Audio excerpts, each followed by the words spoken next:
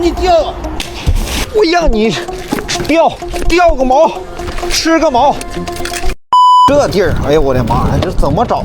我是不是没超时？再说你这位置本来就不准。别奇怪了，行不行？我是不是给你打电话没接啊？要吗？我这刚几遍拿回去，拿回去。是不要了吧？拿走。是不是不要了？拿走。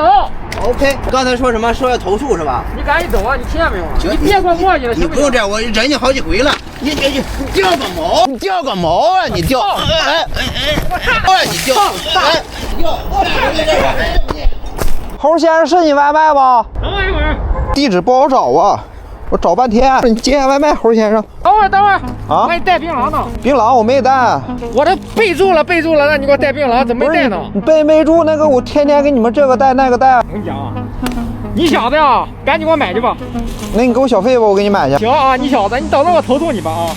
你电话号知道吗？要不我告诉你。我不用你告诉我。喂，你好，对，这个骑手刚给我送超时了，我要投诉他。对，现在在这儿呢，我要投诉你啊！我没超时啊，你让我给你带东西。那么我现在就投诉你，现在在这还在这给我犟呢啊！我要投诉他。你记录是不是？我也得记录一下子啊。最近换了新手机，拍照清晰多了。大家换新后旧的都怎么处理的？像我每次换下来的旧手机、笔记本、手表都会叫转转免费上门回收，价格满意现场打钱。我那台苹果14还卖了3500多，躺在家里就把手机给卖了，特别省心。要我说，趁着旧手机还值钱，抓紧叫转转上门回收就对了。我让你掉，我对外卖小哥要客气一点。他妈的，你给我客气着啊！给我站着！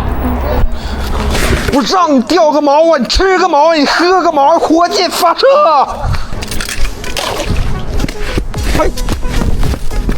你想干什么呢？啊？干什么呢你啊？给我站着！干啥呢你？